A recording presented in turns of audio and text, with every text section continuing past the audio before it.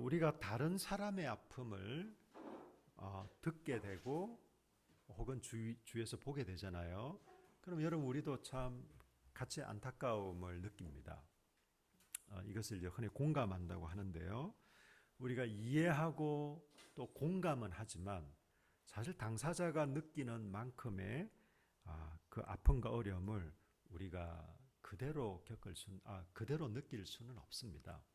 이건 우리가 사랑이 부족해서가 아니고 그것은 본인이 당사자가 직접 느끼는 정도, 당사자가 아닌 이상은 100% 그것을 그대로 우리가 느낄 수는 없습니다. 여러분 우리가 아픔을 여러 가지를 만나게 되고 어려움도 있는데요. 사실 여러분 눈에 보이는 신체적인 장애도 힘듭니다. 여러분 뭐 기부스를 해보셔도 얼마나 불편합니까, 그죠?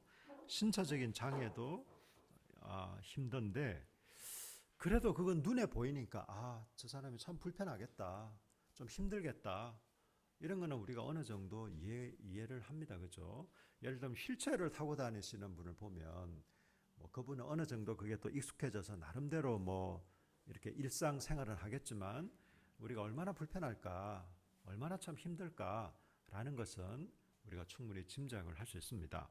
근데 여러분 반면 눈에 보이지 않는 것들은 어떨까요?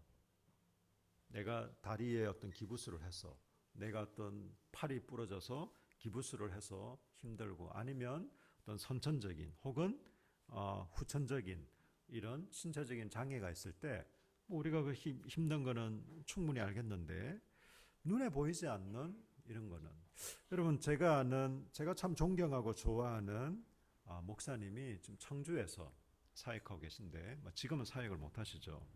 그분은 평소 너무나 멀쩡하고 건강한 분이셨어요. 함께 교제도 하고 같이 뭘 배우기도 하고 사역도 같이 하고 이렇게 한 적도 있는 분이시거든요. 근데 어느 날 그분이 몸이 너무 안 좋아지셔서 병원에 가봤더니 머리에 혹이 있대요. 종양이라고 하지 않습니까? 그것도 악성 종양이랍니다. 수년간 치료를 받으면서 제가 최근에 그 사모님하고 제가 지난주에 사모님하고 통화를 해보니까 그냥 그래도 참 감사하게 물어봤대요, 사모님이. 목사님, 하나님 원망스럽지 않으세요? 물어보니까 아니라고. 자기는 다 감사하다고. 더 큰 분, 영원하신 분을 자기는 만날 것을 기다리고 있다고. 참 안타깝지만 지금 주님 앞에 이제 갈 날을 충북대 그 호스피스 병동에서 지금 그렇게 계십니다. 여러분 만약에 옛날에 100년 전에 이런 일이 있었으면 무슨 병인지도 몰랐을 거예요. 그나마 지금은 첨단화된 의학 장비들 때문에 우리 뇌에 뭐 혹이 있는지 없는지 이 정도도 알 수 있는 거지. 옛날이었으면 알지도 못했을 거예요. 그나마 그것도 발견했으니 저분은 그냥 멀쩡해 보여도 머리에 혹이 있는지를 우리가 어떻게 확인하겠습니까? 병원에서 각종 검사를 통해서 확인하니까 그렇구나. 저렇게 참 머리에 혹이 있으니 얼마나 힘들까. 그런데 여러분 정말 어려운 것은요. 우리의 마음입니다. 마음. 네. 우리의 마음이 아픈 것은 아무리 첨단 장비를 사용해도 스캔이 안 돼요. 네. CT를 찍어도 MRI를 해도 나타나지가 않습니다. 우리 마음이 힘들고 괴롭고 아플 때. 그렇지 않습니까? 제가 오늘 제목을 오늘부터 해서 한 3주 정도 우리가 직면하는 고통들 다는 아니고 몇 가지를 좀 살펴보려고 하는데 사실 우리 좀 마음에 관한 것입니다. 모르겠습니다. 지금 AI가 워낙 인공지능이 잘 이렇게 막 발전하고 해서 어쩌면 멀지 않는 미래에 마음을 스캔하는 기계가 나올지도 모르겠어요. 마음이 그냥 불안정하다. 아주 빨간색, 파란색, 양호하다. 뭐 이렇게 나올는지도 모르겠습니다만, 글쎄요. 어쨌든 우리 마음의 상태는 참 쉽지가 않습니다. 여러분, 세상은 더없이 편리하고 스마트해지지 않았습니까? 근데 여러분, 이전보다 우리 마음이 더 건강한지는 모르겠어요. 제가 요즘 통계들을 좀 보고 있는데요. 여러분, 우리가 요즘은 물론 이제 연령대에 따라서 좀 차이는 있지만 SNS를 많이 하지 않습니까? 페이스북이나 아니면 인스타나 하여튼 여러 가지 것들을 이렇게 할 텐데,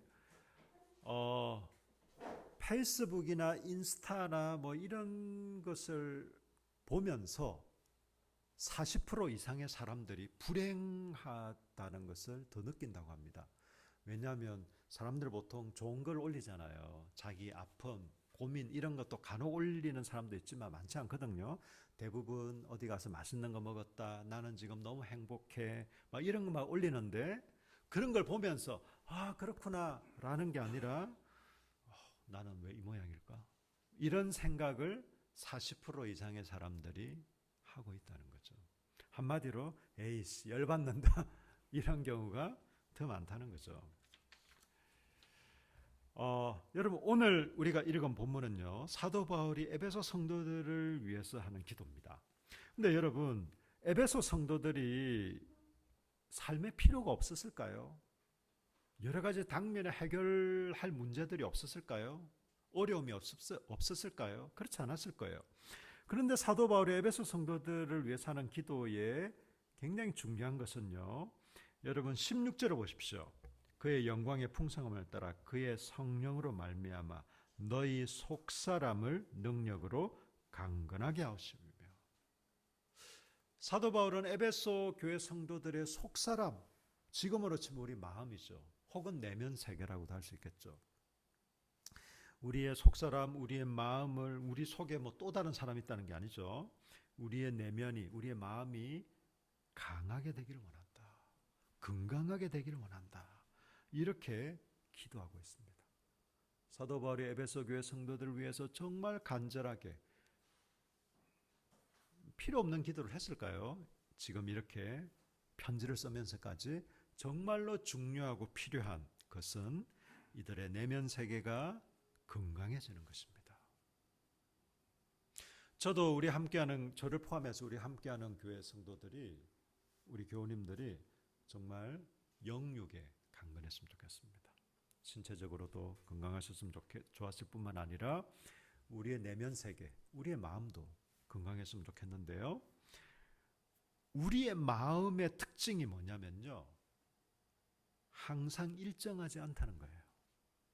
우리 화장실 들어갈 때 나올 때 틀리다고 그러잖아요. 그건 꼭 그 사람이 변덕스럽기 때문이 아니에요. 여러분, 배고플 때 하고 맛있는 걸 많이 먹어서 배가 부를 때 하고 우리의 마음이 다를 수 있습니다. 그죠? 그걸 가지고 무슨 변덕스러운 사람 이런 건 아니거든요. 그리고 우리 마음의 상태의 또 하나 특징은요, 우리 마음에 다양한 모습들이 있다는 것이에요. 항상 일정하지 않고 다양합니다.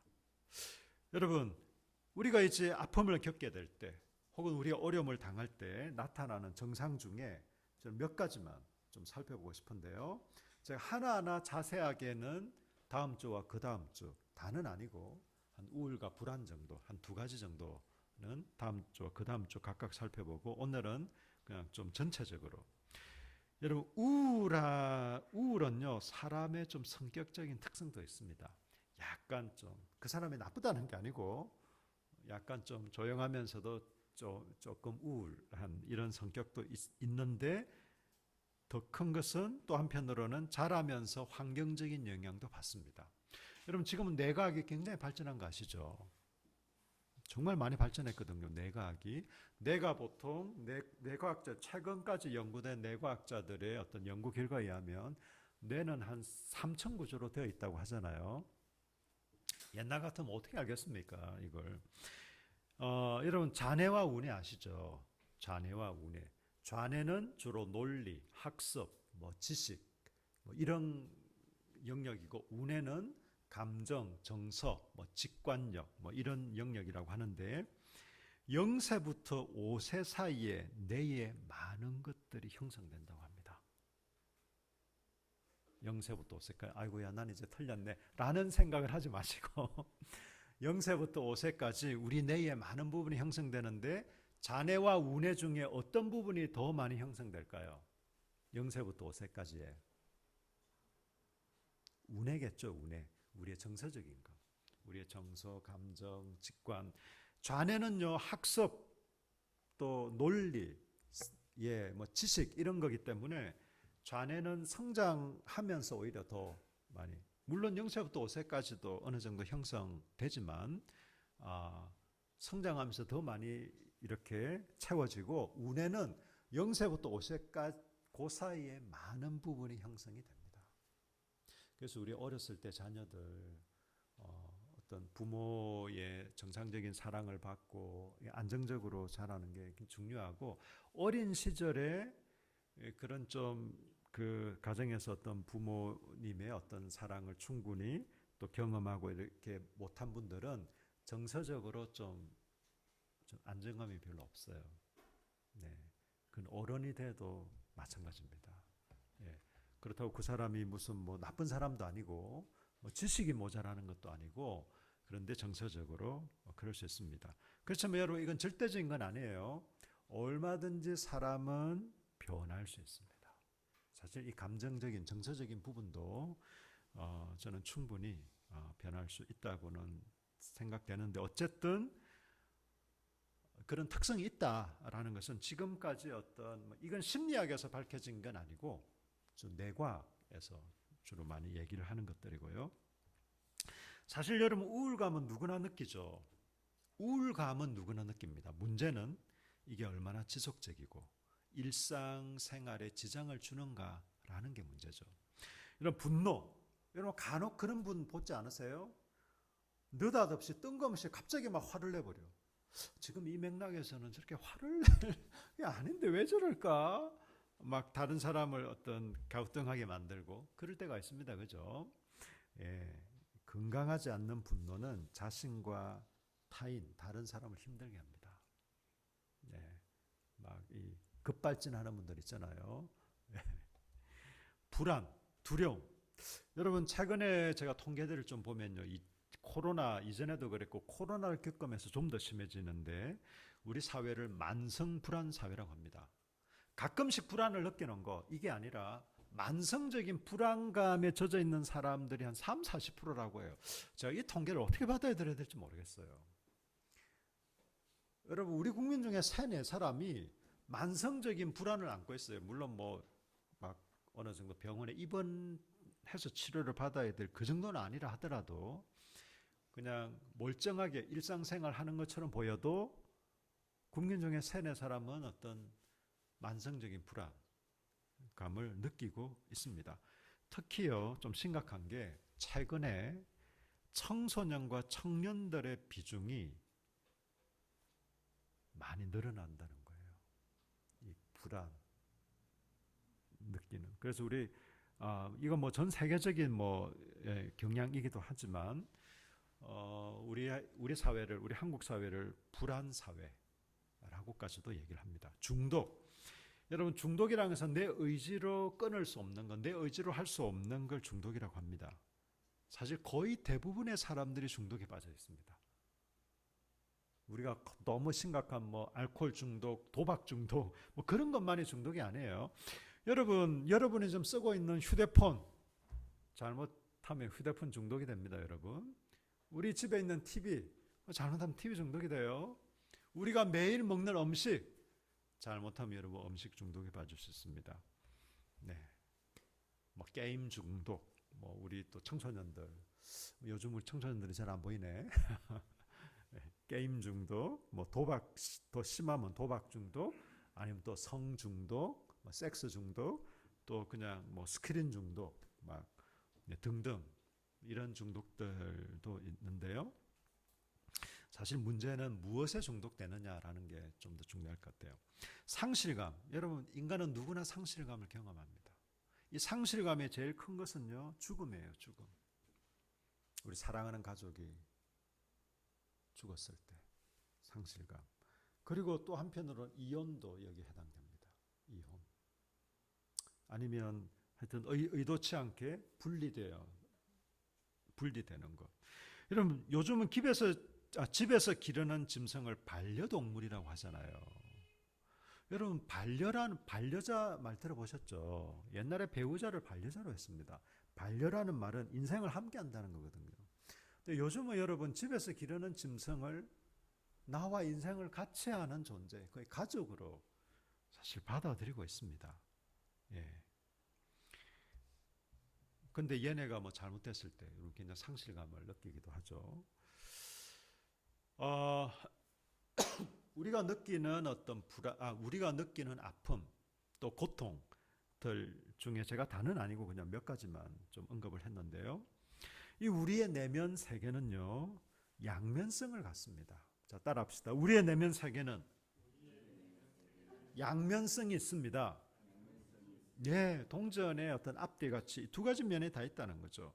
여러분, 우리 마음에 긍정적인 면들이 많아요. 예를 들면요, 불안과 우울이 나쁜 겁니까?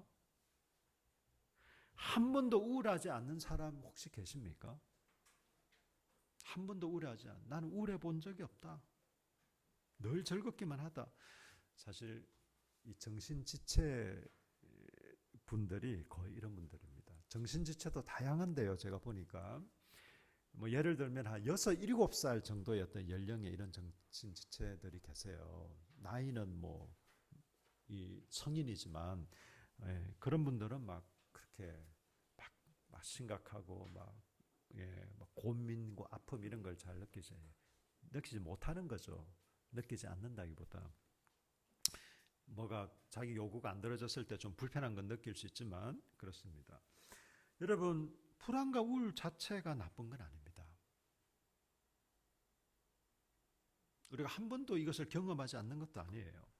여러분 분노가 나쁜 겁니까? 하나님은 그의 거룩한 분노로 이 세상을 다스리고 계십니다.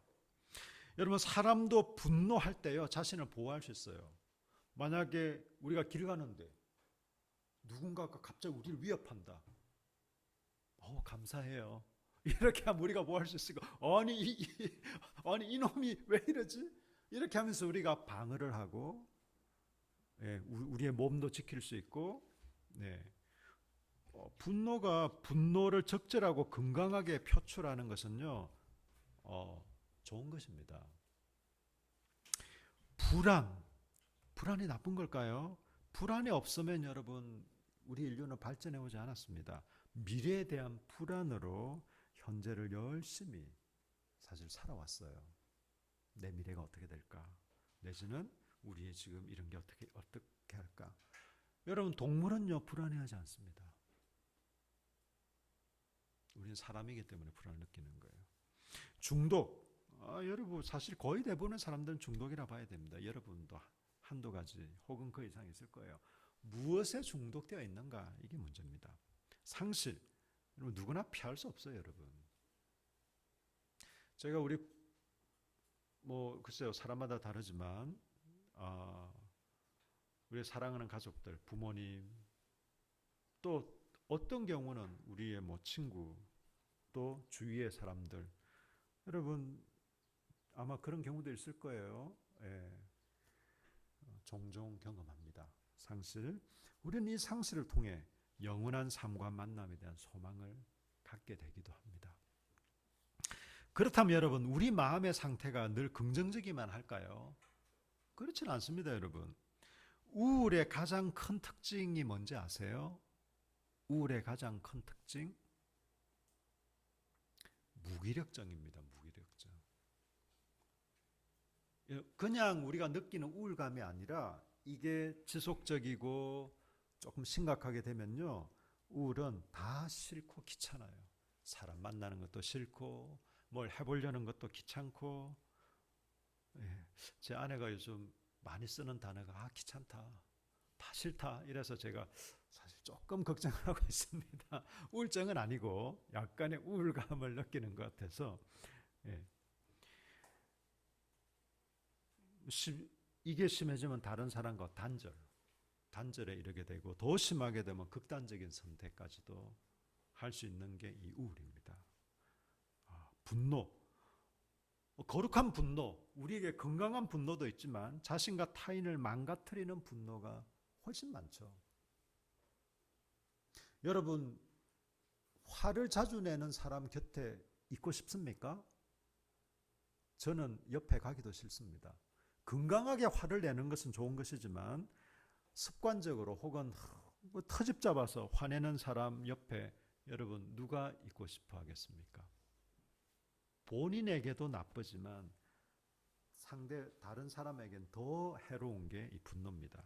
불안. 우리는 누구나 불안을 느끼지만 늘 불안한 상태에 있게 되면요, 안정감이 없어요. 심신이 여러분 그렇습니다. 예, 뭐 중독, 이 여러 가지 갖가지 중독이 있죠. 그 중독으로 말미암아 참 많은 어려움도 있을 수 있습니다. 우리의 자녀가 게임 중독에 빠져 있다. 우리 자녀가 하루 종일 휴대폰만 들고 있다. 여러분, 우리 부모의 마음이 어떻겠습니까? 적절하게 적어도 자녀 아직 성인이 되기 전에 자녀들은 좀 적절하게 관리를 해주셔야 됩니다. 무조건 막 쓰지 못하게 하고 이렇게는 하시면 안 되겠지만 또 그렇게도 할 수 없겠지만 적절하게 여러분 유대인들의 교육이요 굉장히 합리적이고 철저하잖아요. 유대인들은 이렇게 교육을 한대요. 단적으로 제가 예를 하나 드릴게요. 아이들이 밖에 나가서 놀고 있어요. 그러면 저녁 먹을 때까지는 들어와라. 이렇게 그러니까 6시까지는 들어와라. 이렇게 얘기를 하면 아이가 정상적으로 놀다가 6시 전에 딱 들어오면 좋은데 그렇게 못할 수 있잖아요. 그러면 이놈의 자식이 6시까지 오라고 했는데 왜 안 왔어? 이렇게 하기보다 유대인들은 이렇게 한답니다. 1시간 전에 가서 얘기하죠. 1시간 뒤에 들어와. 30분 전에 또 가서 얘기해요. 이제 30분 남았어. 30분 뒤에 들어와. 15분 전에 또 가서 얘기해요. 15분 뒤에는 들어와야 돼. 우리의 청소년이나 어린아이들을 마치 어른과 같은 기준으로 생각하고 그들에게 요구하는 것은 사실 어리석은 거예요. 걔네들은 걔네들 수준에 맞게 우리가 대하고 또 지도하고 양육할 필요가 있습니다. 무조건 애들을 억압해서 하라는 게 아니라 걔네들 상황에 맞게 또 걔네들 어떤 성장 단계에 맞게 그렇게 할 필요가 있습니다. 어쨌든 여러분 여기서 중요한 것은요. 그리고 우리가 인정해야 되는 것은 이겁니다. 사람은 육체적으로 정신적으로 완전하지 않다. 여러분 같이 한번 따라 하실까요? 사람은 육체적으로 정신적으로 완전하지 않다. 여러분 아무리 건강한 사람도요. 완전히 자기 몸이 100%인 사람은 없습니다. 쓰다 보면요. 기능이 저하되고 문제를 일으키고 여러분 병하지 않습니다. 제가 병원 갈 때마다 놀라는 일이 제가 아파서 가는 것보다 무슨 다른 일 때문에 병원에 한 번씩 가보면 지역 상관없이 병원 상관없이 인산일해를 이루는 게 병원입니다. 여러분 사람 만나고 싶으면 병원에 안 가보세요.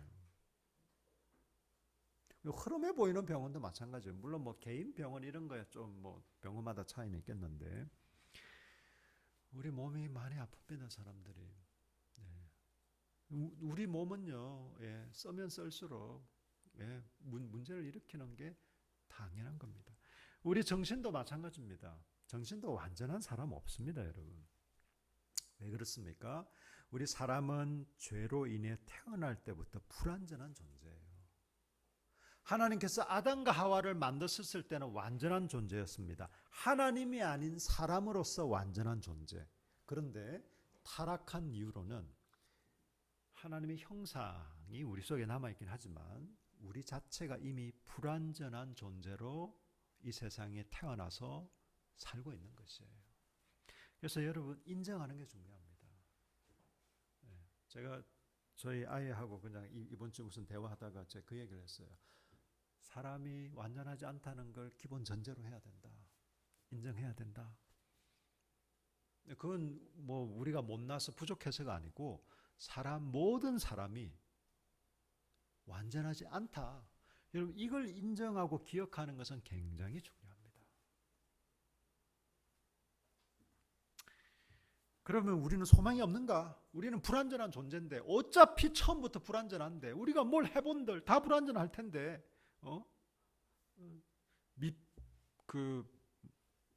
밑에 구멍이 나 있는 그 항아리에 아무리 물을 부어본들 소용이 없듯이 그런가? 그렇지 않습니다, 여러분. 이 세상은 깨어져 있습니다. 그래서 여러 가지 문제들이 있죠. 우리도 완전하지 않습니다. 그래서 우리 내면에 또 여러 가지 문제와 어려움과 아픔이 있습니다. 그렇지만 우리가 예수 그리스도가 우리를 위해서 행하신 일을 받아들이고 그분을 만나고 경험하면서 우리는 성숙한 인격이 되어갑니다. 여러분, 이 땅에서 신앙생활이 뭔지 아세요? 불완전한 사람들이 하나님을 만나서 더 성숙하고 온전한 사람이 되어가는 과정이 이 땅에서의 믿음의 삶의 과정입니다. 심지어 교회의 목표는 성장이라고 얘기하는, 이때 성장은 숫자가 늘어난 성장이 아니라 우리가 더 성숙하고 성장하는 것이에요. 예수 그리스도에게까지 자라가는 것. 우리의 삶과 인격이 더 성장하고 성숙하고 풍성해지는, 이게 우리 교회 공동체의 진정한 본질적인 목표이자 목적입니다. 물론 이러는 중에 우리 교회 식구들도 늘어나고 여러 가지도 활발히 일어나고 그런 건 당연히 그런 것도 좋겠죠. 근데 여러분, 우리 교회 공동체의 1차적인 목표, 하나님께서 우리 교회를 이렇게 세우시고 만드신 이유는 이 깨어진 세상에서 이 불완전한 사람들이 하나님을 만나서 온전하고 성숙한 사람, 성숙한 하나님의 자녀들이 되어가기를 기대하시는 거예요. 자, 마지막으로, 그렇다면 우리는 어떻게 해야 될까? 그렇다면 우리가 이 여러 가지 우리 내면의 어려움과 아픔들이 있는데 이럴 때 우리는 어떻게 해야 될까요? 여러분 자신에게 진실하십시오.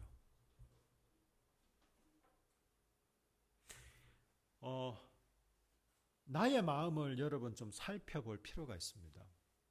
귀찮게 그런 걸 이렇게 생각하시면 안 됩니다. 그렇다고 하루 종일 나만 탐구하고 있어야 된다, 그렇지도 않고요. 여러분 자신의 마음, 나의 마음을 여러분 잘 살펴보셔야 돼요. 우리는 기도하잖아요. 기도가 내 필요한 거 하나님 도와주세요, 이것만이 아니잖아요. 물론 이것도 포함해서지만 여러분, 우리는 적어도 기도할 때 하나님 앞에 있는 모습 그대로 나아갑니다. 혹시 여러분 기도할 때도 여러분 막 가면을 쓴 분 계세요? 그러면 안 계시잖아요. 내가 내 모습 있는 그대로, 어쩌면 가족에게도 다 말하는 모습일지라도 하나님 앞에서는 적어도 하나님, 제가 이렇습니다. 제 마음이 지금 이렇습니다. 저 형편이 지금 이렇습니다. 사실은 제가 너무 화가 나 있습니다. 사실 제가 너무 마음이 상해 있습니다. 제가 이 정도밖에 안 되는 인간입니다. 적어도 하나님 앞에 우리 기도할 때는 여러분, 사실 우리는 크고 작은 가면들을 쓸 때가 종종 있잖아요. 그게 너무 심한 경우들도 있고 그렇지만 있는 모습 그대로 자신과 직면하는 시간이 저는 어떤 면에서 기도의 시간입니다. 물론 다른 사람을 대할 때도 또 자기 자신에게도 우리가 진실을 해야겠지만 적어도 하나님과 기도하는 그 시간만큼 더 진실한 시간이 있을까요? 적어도 저한테는 그렇습니다. 여러분, 그리고요, 여러분이 다른 사람과의 관계에서 관계할 때 다른 사람의 말을 잘 들으십시오. 그냥 줏대 없이 옆에서 하는 말을 무조건 다 따라하라, 그대로 하라는 말이 아니라 여러분 주위에 있는 중요한 타인들, 그냥 지나가는 사람이 하는 말, 그런 말을 얘기하는 게 아니에요. 여러분과 관계된 가족이나 교회 식구들이나 아니면 지인들이나 이런 중요한 타인들의 말을 듣지 않으면요, 여러분은 변화되기 힘듭니다. 잘 변화되지 않는 사람들의 특징은요, 다른 사람의 말에 귀를 기울이지 않습니다. 여러분, 학력, 나이, 환경을 탓하지 마세요.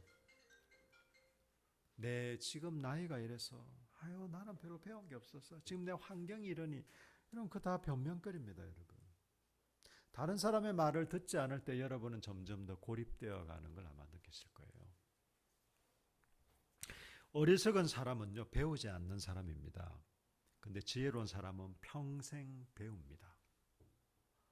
여러분, 지혜로운 사람, 똑똑한 사람일수록 여러분 더 많이 배웁니다. 요즘 시대는 더 그래요. 요즘 시대는요, 젊은 사람들한테 더 많이 배워야 돼요. 여러분, 스마트폰 사용, 노트북, 전자기기 등등 우리 젊은 친구들한테 배울 게 더 많습니다. 아이고, 내가 이 나이에 뭘 배울 게 있어. 그건 요즘 시대에 정말 어울리지 않는 말입니다. 요즘은요, 죽기 전까지 배워야 돼요. 그럼 교회를 다니거나 안 다니거나 마찬가지입니다. 하물며 우리는 정말 하나님 앞에서 겸손한 사람 아닙니까? 우리의 한계와 우리의 어떤 연약함을 인정하는 사람이니까 우리는 더 많이 배워야죠. 배우려고 하고. 그리고 여러분, 자신의 문제를 자신만 꽁꽁 앓고 간직하지 마시고 다른 사람들하고 좀 나눠보세요. 그냥 아무데나 가서 그냥 막 떠벌리라는 게 아니에요. 적어도 이렇게 안전한 공동체나 또 이렇게 얘기할 만한 곳에서는 여러분 좀 진실되게 나누어 보세요. 나누는 것 자체가 도움이 됩니다. 우리가 뭘 옆에서 해결책을 제시하고 무슨 금전적인 도움을 주고 이렇게 안 하더라도 여러분이 나누는 것 자체가 우리에게 정말 도움이 되고 유익합니다. 사실 어떤 경우는 좀 병인 경우도 있어요. 우리가 우울감을 느끼지만 이게 더 심해지고 지속화되고 또 심각해지면 이게 병일 수 있습니다. 전문적인 치료가 필요할 수도 있습니다. 우리가 그냥 나누는 것만으로 이게 해결되지 않는 경우들도 있습니다. 그럴지라도 이게 병이어서 전문적인 치료 혹은 어떤 전문 기관의 도움을 받을지라도 우리 가운데 나누는 건 굉장히 중요합니다. 정말이에요, 여러분.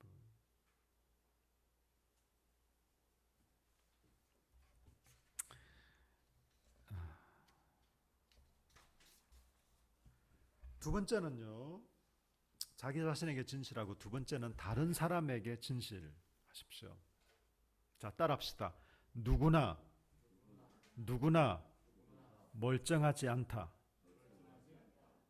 여러분, 밖에서 보면 별 문제 없어 보이고 그냥 행복해 보이고 그냥 너무 그냥 좋기만 해 보이는데 속사정을 보면요, 한 사람도 예외 없이 어떤 집도 예외 없이 다 이런저런 소가리들이 있습니다. 저희 집은 없을까요? 저희 집도 있습니다. 누구나 여러분 멀쩡한 사람은 없습니다, 여러분. 그냥 이게 자기 문제이기 때문에 나만 그런 것 같다라고 생각을 해요. 사실 그렇지 않습니다, 여러분. 그 어떤 문제나 유형이 다를 수는 있지만 누구나 멀쩡하지 않습니다. 그래서 여러분, 혹시나 다른 사람들한테 가끔 이런 소식이 들려, 저 사람 어떻게 했대, 내지는 알고 보니까 이랬대, 그런 소리를 듣더라도 너무 놀라지 마세요. 그리고 너무 그 사람을 나쁘거나 비난하지 마세요. 누구나 멀쩡한 사람은 없습니다, 여러분. 너무 놀라지 마세요. 저 사람이 저럴 줄 몰랐네. 여러분도 그런 모습 많잖아요. 아닙니까? 저만 좀 그런 모양이네요. 어쨌든 여러분, 다른 사람의 그 연약함도 그럴 수 있구나. 그래, 그럴 수 있지. 나도 그럴 수 있는데 뭐. 마지막으로 세 번째는 영적 순례길에서 진실하십시오. 여러분, 신앙생활은요, 제가 아까 말씀드렸다시피 우리가 예수 그리스도를 닮아가는 과정입니다. 성장하고 성숙해가는 과정이 신앙생활입니다. 우리의 이 아픔과 고통 그리고 즐거움, 우리가 함께 나누면서 함께 걸어가는 것이 바로 이 영적인 순례길, 신앙생활입니다. 우리 인생길 같이 걸어가는 거예요. 같이 걸은다고 해서 24시간 같이 있는 건 아니잖아요. 사실 가족도 24시간 같이 있지 않습니다. 부부도 24시간 같이 있진 않아요. 아마 더 힘들 수 있습니다. 24시간 같이 있으면. 우리가 늘 일주일 내내 같이 있다고 해서 우리가 함께 걸어가는 것은 아닙니다. 물론 기회 되는 대로 좀 더 자주 만나려고 하는 것은 좋은 것 같아요.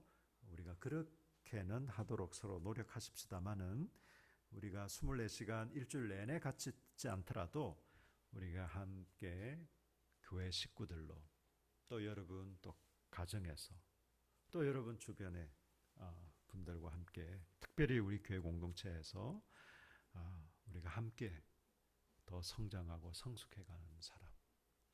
여러분 한 해 한 해 날이 갈수록 세월이 가서 우리의 머리는 좀 더 휘어지고 우리의 몸은 좀 더 이런저런 문제를 일으킬지 몰라도 우리는 더 성숙하고 더 성장하는 이런 사람들이 되었으면 좋겠습니다. 우리 속에 사실 여러 가지 내면의 문제들, 아픔들이 있습니다. 그렇지만 우리가 모든 사람이 불완전하고 멀쩡하지 않다는 걸 기억하고 우리 속에 있는 이 아픔도 우리가 함께 나누면서 또 건강하게 이걸 또 다루고 또 치유하면서 함께 이 길을 걸어가십시다. 여러분 그렇게 하시겠습니까? 아멘. 우리 좀 같이 기도하실까요?